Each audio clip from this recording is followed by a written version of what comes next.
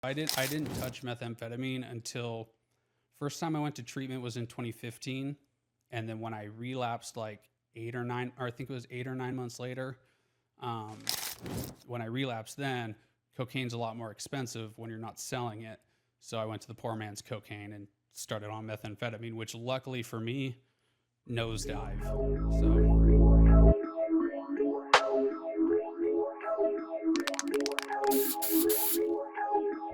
Welcome to Peggy's Recovery Corner. This is a recovery podcast. Recovery from what? Recovery from drug addiction, from alcoholism, from mental health.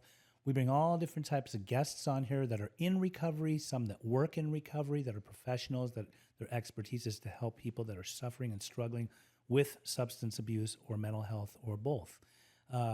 Today I have a very, before we get started, please, if you would be so kind, like and subscribe the channel and share it everywhere. We want to be able to get the word out to people if you are on YouTube. And then today I have a very special guest. His name is James Evans. thank you for having me. Welcome to the corner. Very grateful to be here. I'm grateful that you came too. And we just barely met not that long ago through one of our friends, our mutual friends, Daniel Nunez, who was on here recently. We'll get into some things real quick as far as the recovery aspect. But first, let's hear about your history. Who the hell is James Evans? So, Where were you born, raised, all that jazz? yeah, my name's James Evans. I was born in Anaheim, California. Early life was spent in Huntington Beach. I always like to point out and explain that I had a great upbringing, great childhood. There were things that I did struggle with underneath.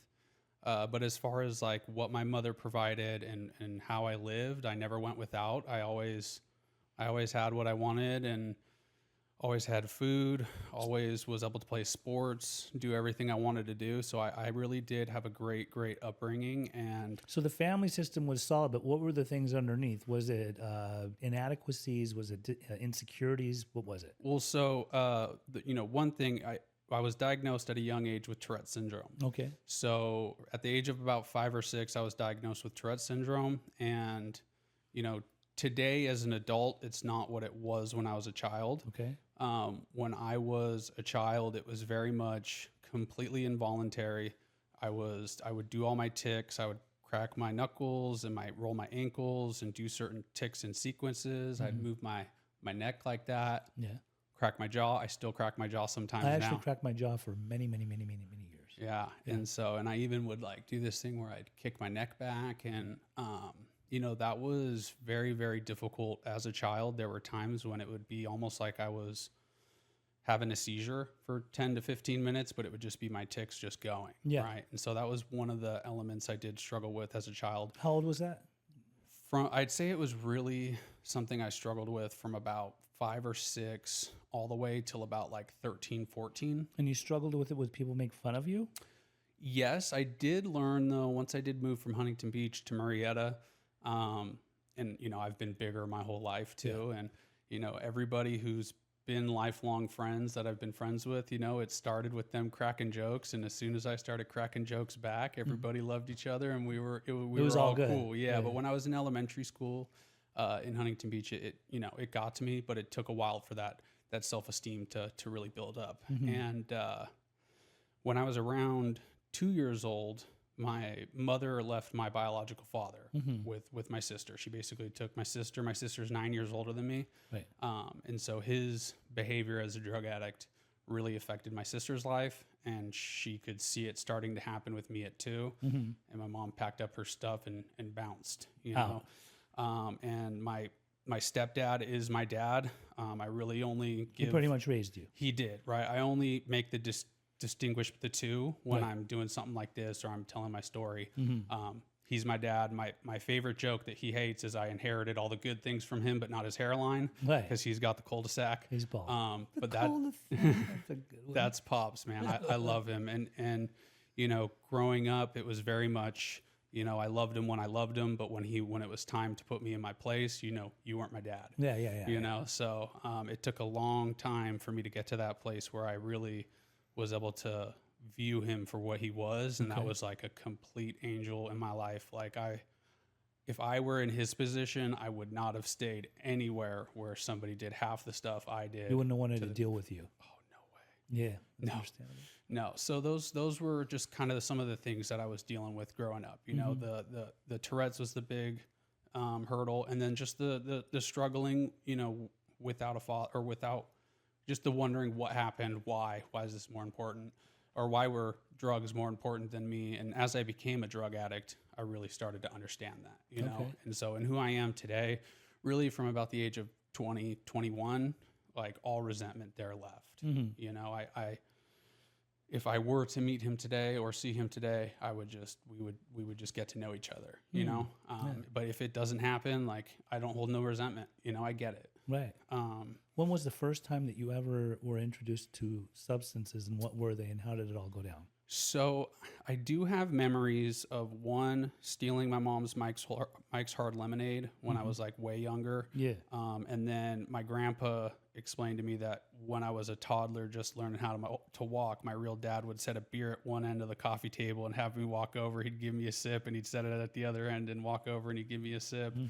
But the first time I'd say I really got loaded, I was 11 years old. There was a neighborhood friend named Arkansas. He was 2 years older, so I was in 6th grade. He was in 8th grade. He had some weed. He was like, you know, most people smoke weed for the first time and they don't get high. So we smoked a lot of it. Yeah. And we went inside and I raided the snack cupboard, and I sat down and I watched Corky Romano for the first time. I'd never seen that movie. And I died laughing, and I had so much fun, and I ate snacks, and I felt like I found what I had been looking for my whole life. Right. You know, it was that first I had arrived moment where like I found everything I was looking for. I felt a part of, I felt at peace, I felt whole. You know, and so for a very long time, because of that, all I really did was smoke weed. You know, shortly after that, I realized that weed would help with my Tourette's. I really didn't like taking my Tourette's medications. I've actually had people with Tourette's in recovery or attempting to be in recovery tell me that it is proven, it's factual, that weed helps with Tourette's. This is what I say to people. I have multiple things. I have a laundry list of excuses or actual medical things that weed would benefit me for sure. But just like my parents drank alcohol on the beach and are the reason why we can't have glass on the beach anymore, I ruined smoking weed for me. Right. You know, I had my privilege and I went way too far. For a long time, I was just like a manageable stoner. I might have smoked a little too much weed, but it was never really getting in the way of everything. Did it make it go away? Did it make the Tourette's go away? So a lot of, because it's all neurological and it's a lot of like hypertension. So for myself, it just made me feel relaxed enough to where like I wouldn't feel the need to do my tics. Okay. So like, it's like if you know, if you were at a professional setting or you were around people and you had an itch in your balls and you got to give it the old pinch and twist, and you're not going to do that in front of people, but a little later here, you're going to make that happen when you're not around anybody. Yeah. It was it became like that for me with my tics. And that's how without weed, I live my life as an adult, right? Like I'll feel it come to the surface and me want to do my tics, but I can sit with that now and then just at a later moment do it instead of it being involuntary and just going. Right. Right. And so I just explain it as like an itch that's got to happen. And, I'm not going to be sitting there with my tics going off all the time. Certain people, I don't care. A lot of times it's just happening without me noticing it, but it's not like firing off constantly like it used to. Okay. And for me today, that's plenty good enough. I haven't even seen anything happen so far. I'm feeling them, but I do this and it's just little things. And sometimes it just looks like fidgeting. Yeah. But for me, it's all repetitive sequences. Sure. Yeah. Do you know who Balin Dupree is? I do not. You haven't seen her on TikTok? Oh, she's awesome. Really? I love her. I mean, I just love her. She's so open about her Tourette's, and she's a lot younger.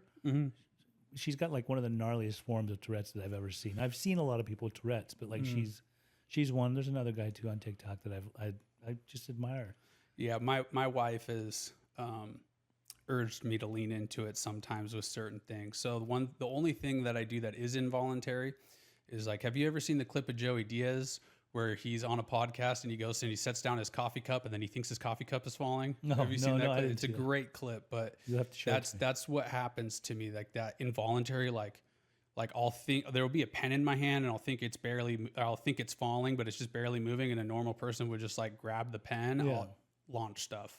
Okay. You know, one of my greatest moments when I was in high school, my mom just got a brand new BMW. Mm-hmm.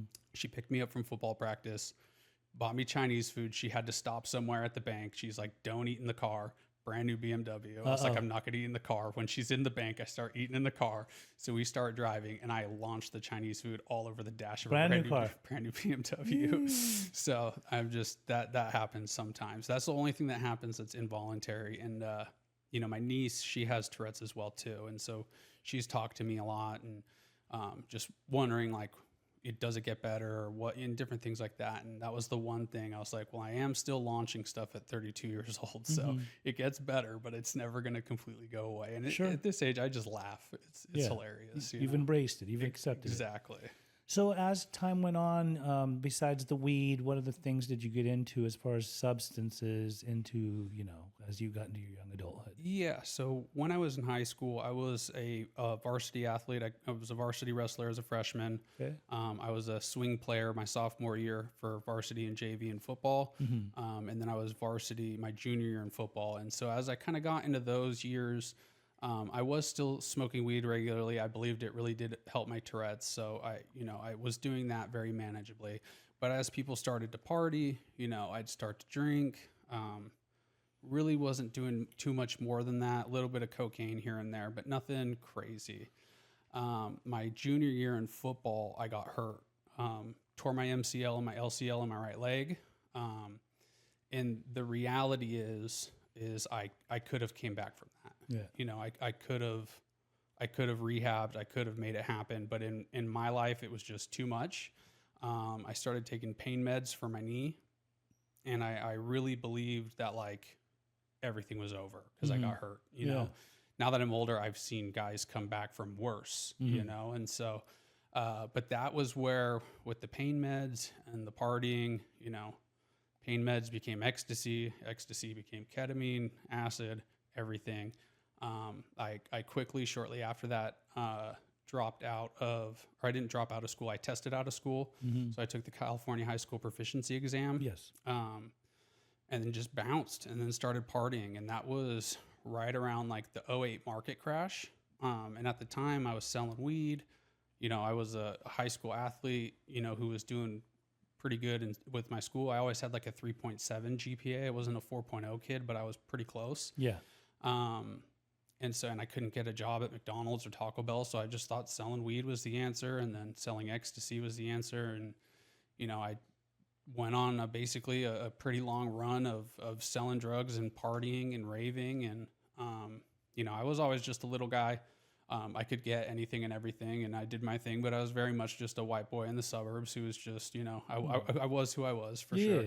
I never tried to make it seem like I was some like drug kingpin or anything like that. It wasn't like that, but I definitely was selling blow and ecstasy and stuff like that. And my friend's girlfriend, her father owned a wholesale fine arts company, selling paintings and all kinds of cool stuff. And her brother had quit during a fair, so they needed somebody to do like the deliveries and restocking the booth at the San Diego Fair. And I was just like, well, whatever, I'm not really doing anything. I was like, I don't really need the money, but sure, I'll help. And after the fair, you know, his name was Jim. He was like, hey, I'd love to hire you. And he's like, I can't really afford you though. And I was like, dude, I make more money selling drugs. Like, I don't, you know, and he's a musician and I heard him playing and I was like, what are you doing living in Murrieta? You know? And he's always played music, but he stepped away from playing live to raise his kids. And I just liked him. I connected with him. And so I started working for him. And that job is always what kept me sensible enough to not end up in prison, end up dead.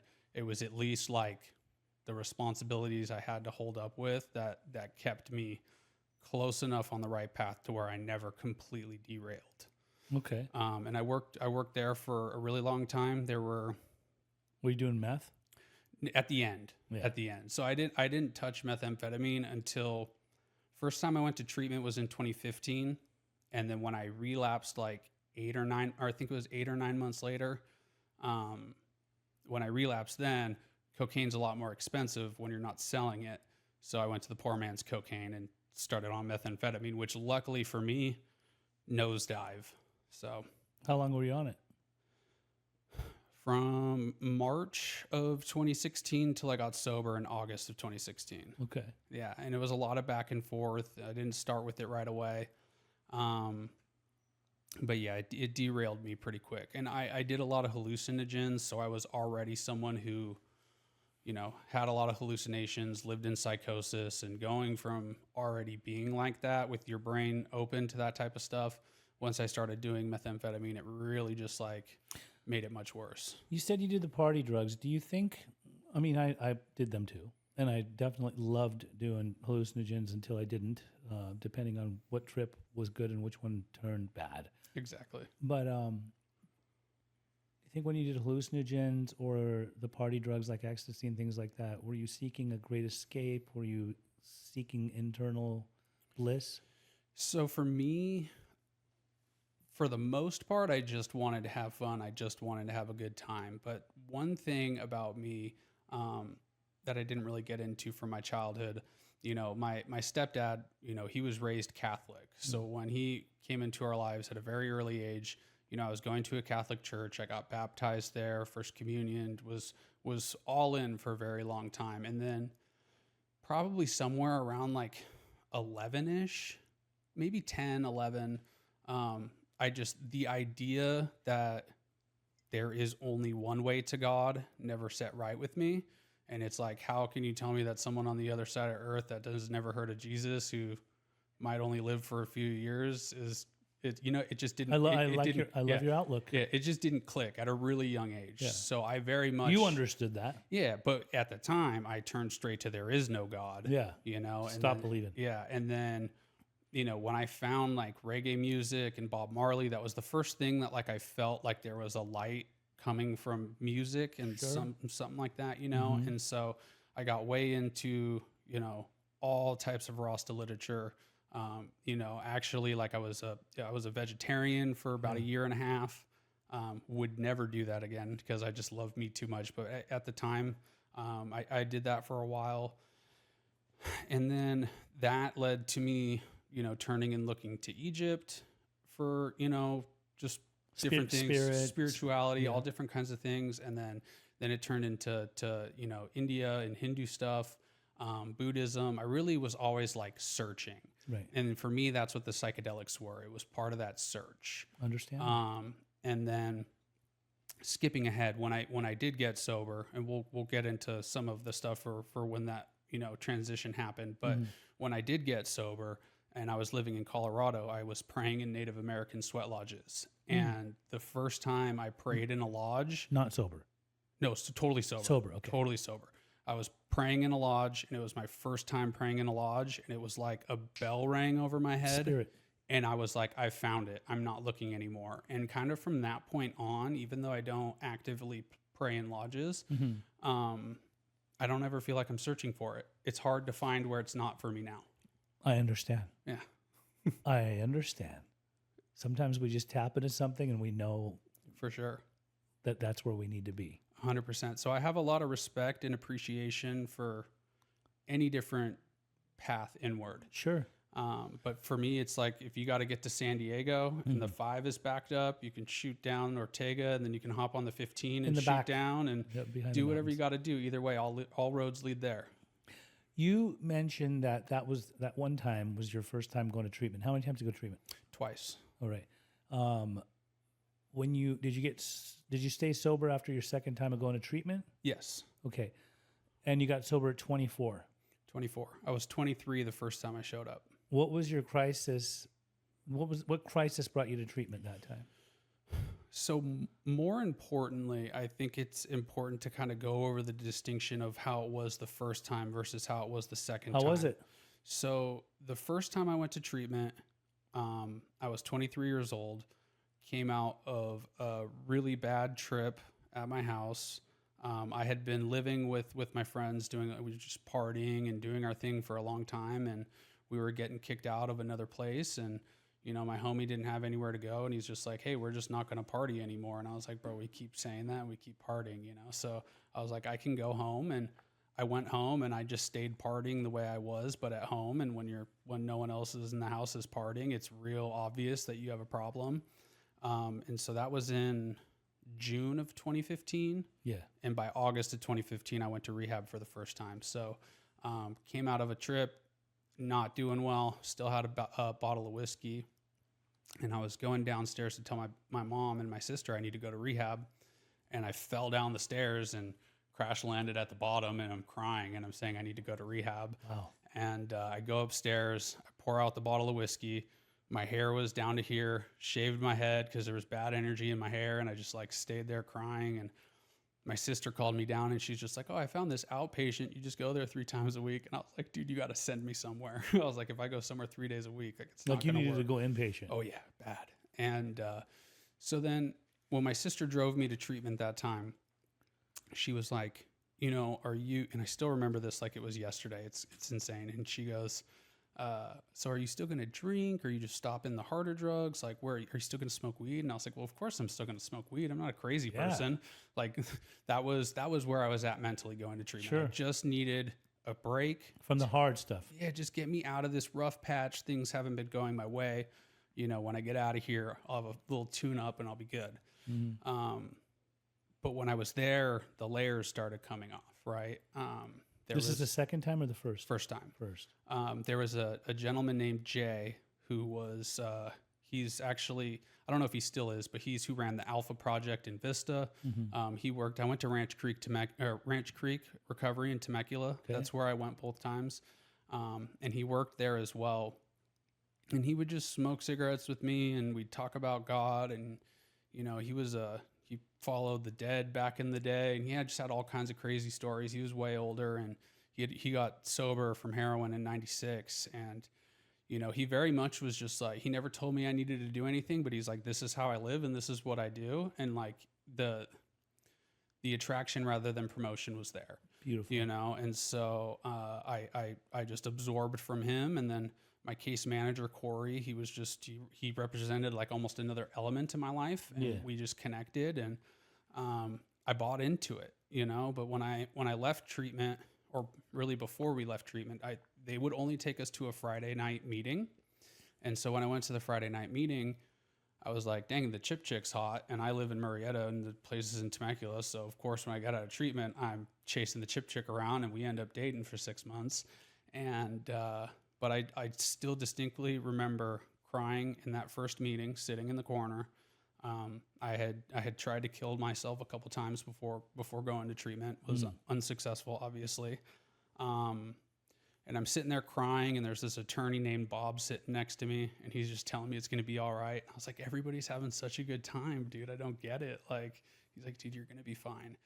And I felt super out of place. And this lady, Mary, shared about how when she drinks, she ends up knocking on her Coke dealer's window at 3 a.m. and climbing through and having him sell her blow when he hates her guts and won't sell to her anymore.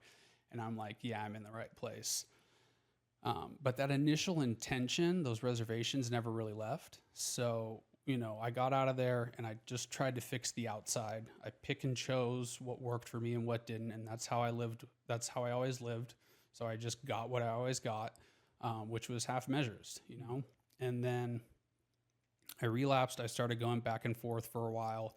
And then I ended up at that place in A Vision for You where you're at the jumping off point. Yes. You know, I was the boy whistling in the dark. Everything's great.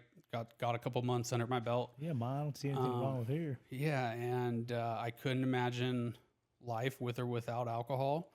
And I was very resentful at 12-step fellowships. But there was one specific meeting, my Tuesday night men's meeting, where I wanted what the guys in that room had. Yeah. Just not smoking meth and crack and drinking whiskey wasn't the answer yet.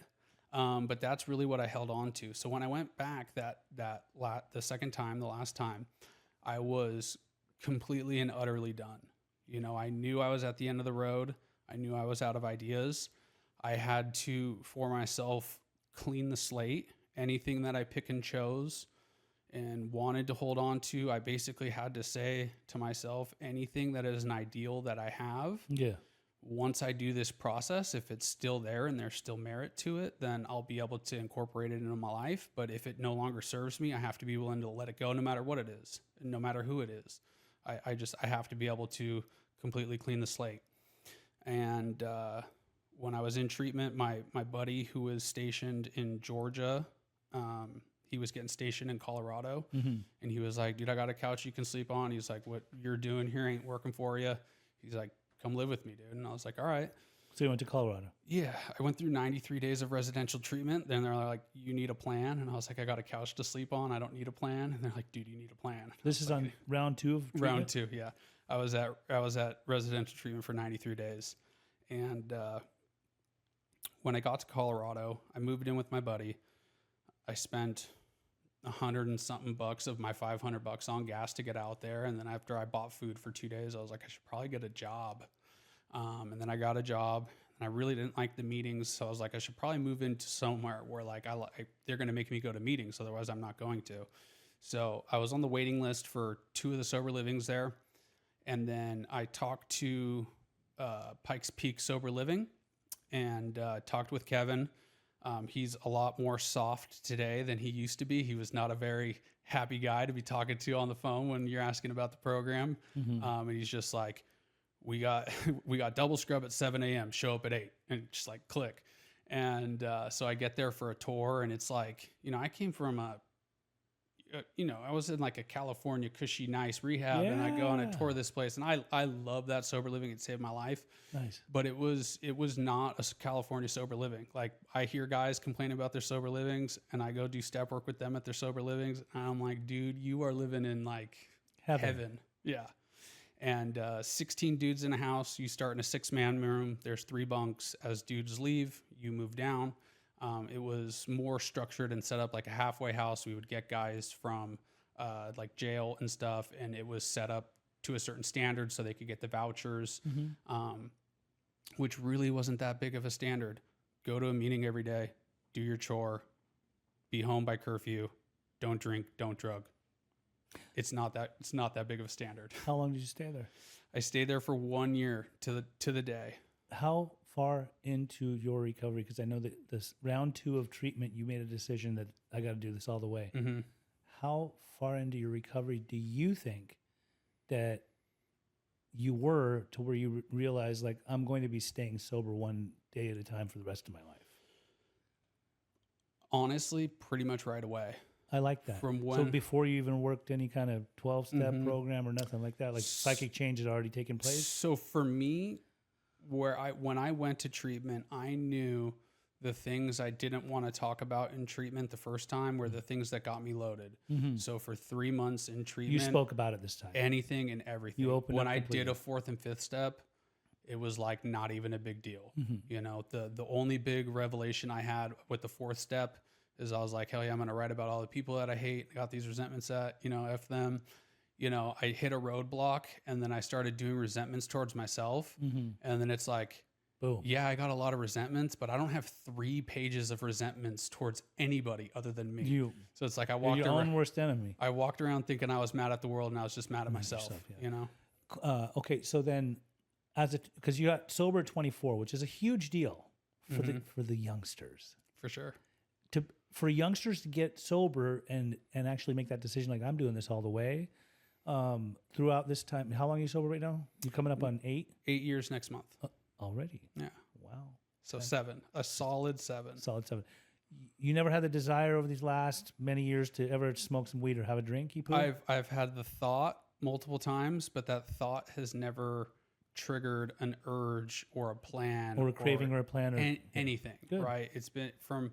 I walked into treatment that last time with my hands up doing the Rocky thing. Yeah. I was like so done. And from that moment on, the obsession was lifted.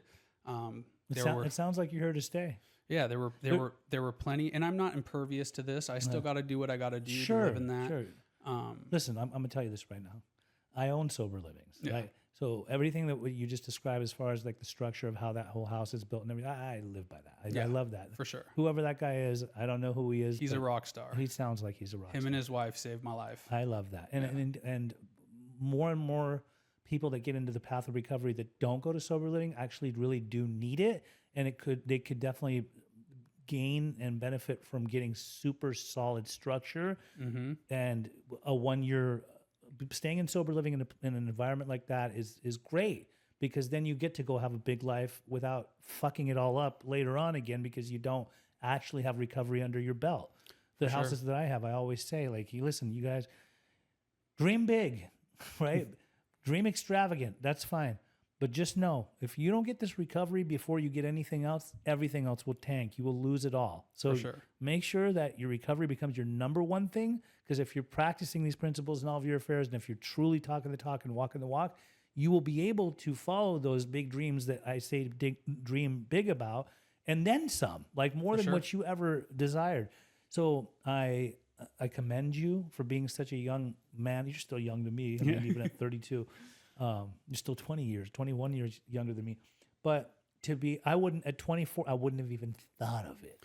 There was no way. Like, there was nothing that happened yet to where the idea of, like, maybe you should get sober, it didn't even cross my mind until, like, my later 20s. I had multiple older guys at that house just be like, what are you doing here? Yeah. And they're like 60 getting sober, or mid 50s getting sober. And they're like, how are you thinking like this at that age? Like, why are you here? Good. Well, you saved yourself a lifetime of fucking up. For sure. Well, I mean, I can do that sober. Yeah. But I quickly became manager there, and I ran the place, you know? And so, and a lot of guys were just like, what are you doing? You know, why are you living here? And it's like, because I gotta be, you know? And I almost didn't move into that house. You know, I was just very much like, they were doing double scrub. The manager at the time was a little goofy. I was like, I don't know. And I was leaving, and in my mind, I wasn't moving in. And there were two dudes I smoked a cigarette with, Dominic and Patrick. And they had me laughing so hard, and I was in a new state, and I didn't know anybody really in recovery. I was like, screw it, I'll live with you guys. And when I moved in, because that bed opened up, it was the day after Super Bowl Sunday. And I still have his big book, Xavier Dossett. He went and he partied and he drank at a Super Bowl party, and instead of going to detox, he bolted and went on a run, ended up getting in a shooting at a 7-Eleven, straight to prison. That's whose bet I got. Wow. Dominic is dead. That guy we'd go to meetings together. We were like this all the time. Plenty of dudes in there with prison sentences, straight to prison. Plenty of dudes went on other runs. The guy who was on the bunk, you start at the top bunk, the guy who was under me, his name was Jason. Yeah. We both had sales jobs. He sold like a reading course. I was selling security systems. We'd wake up every morning. We'd do like our morning AA thing, and we'd crack jokes. He'd go teach little Timmy how to read. I'd go make sure these housewives could feel safe in their own home. He bolted one night, and, you know, a couple months later, he shot up and he OD'd, you know? And so there's a lot of people who aren't there. So let's get to that. You have this podcast. How old's your podcast? I started in February. It is called No More Dead Friends. No More Dead Friends. In the time that you've been sober, did you have a lot of friends that got sober that came on this path but then ended up relapsing and overdosing and dying? So a couple, yeah. Most of my friends that I've lost through either drug overdoses or drunk driving accidents or anything else that comes in our realm of problems never even got to recovery. When I moved to Murrieta in fifth grade, you know, on my birthday in fifth grade, I met who became my best friend for a very long time, Kyle Murphy. We met on our birthdays. We shared our birthday. We celebrated our birthday for years. We became really good friends. Really just grew up together. We started using drugs together. Same with our buddy Daniel, who's no longer with us. Daniel passed away first. There were other friends who passed away before that, but I have a tattoo for Daniel right there on my finger, and I have a tattoo on the back of my neck for Kyle, and I put it on the back of my neck because I don't ever want to see it. I just know I have it. Yeah. You know, me and Kyle were super close, and we'd always talk on our birthday, and I helped get him into treatment multiple times. And then in 2020, his wife always knew she could call me and I could find him when he was on a run or whatever. And, you know, she called me and he was not answering his phone. And there was this mountain that we used to hang out on when we were little kids, right? And smoke weed up there. And I'm driving around thinking he's on the mountain, and I'm like, oh no, he's not here. And I was leaving the neighborhood a different way that I came in, and I saw his truck like way down there, and I was like, oh yeah, he's on the mountain.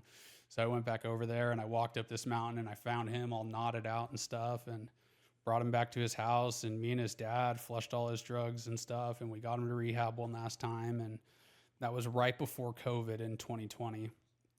And at that time, I'd moved down to San Diego. He was in treatment at Solution Based in Murrieta, doing great. Few months passed by and, you know, he relapsed one more time and passed away. You know, his mom called me one Friday morning. That was right as I had started working in treatment. Friday morning, I did the art group at Restore at the time before I moved into the role that I'm in now.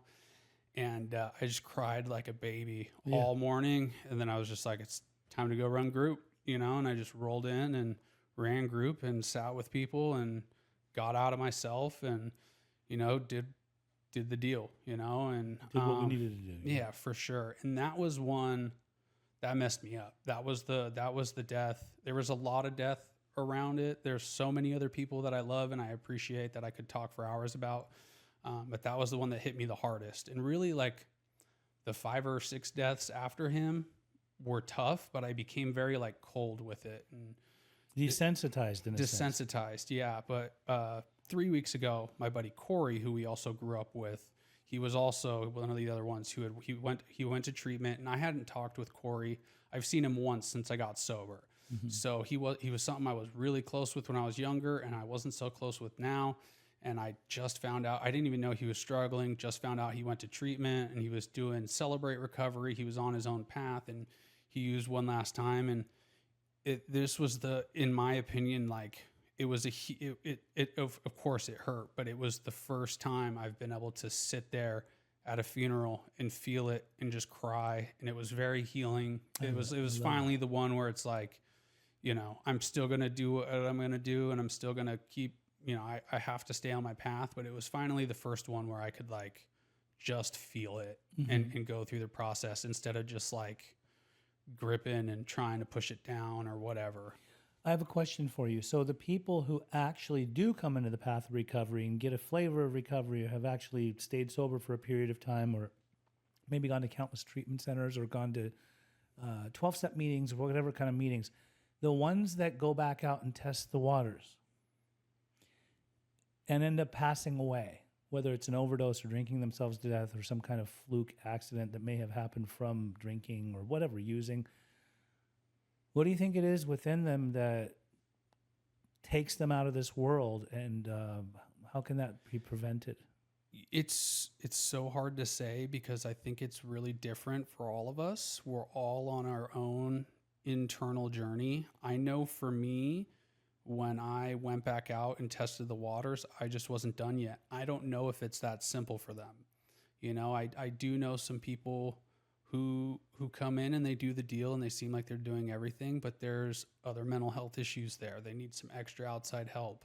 Do you think they had a standing chance or chances or things? Everybody has a chance. That's right. Nobody doesn't have a chance. Do you think messages were carried to the people that were actually in recovery to where they knew what they needed to do, but they chose to do differently? For sure. I think for the most part, and within some with some exclusions, for the most part, we all know what we need to do. Mm-hmm.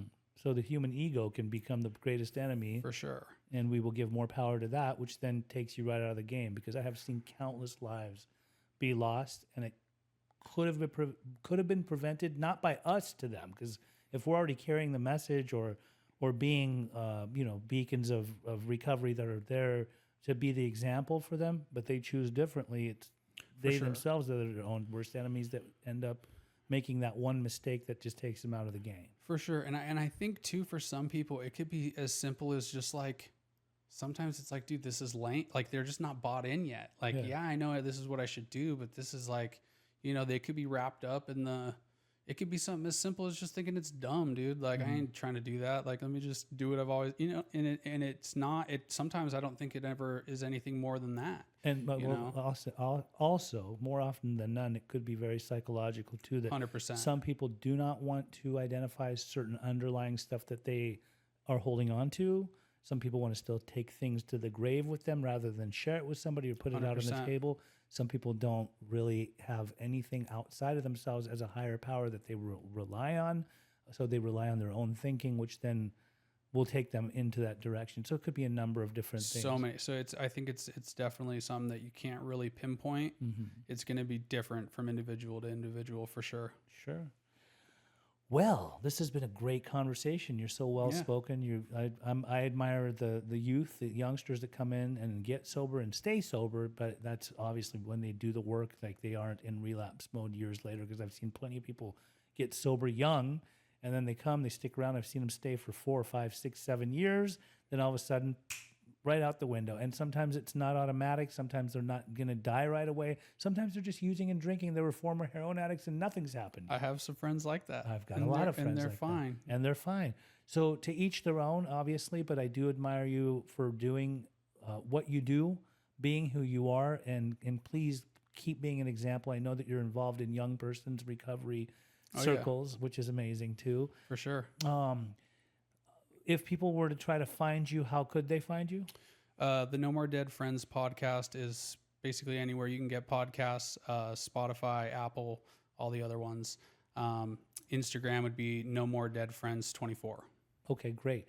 And before we sign off, if you would be so kind as to put some positive energy into the universe for anybody and everybody that might be watching and listening, what would you say to somebody that's struggling of any age, race, creed, color, doesn't matter?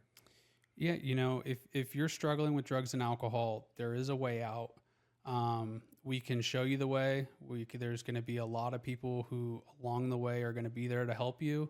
There's going to be a lot of God shots, but at the end of the day, you're going to be the one who has to trudge the path. You're going to have to trust the process.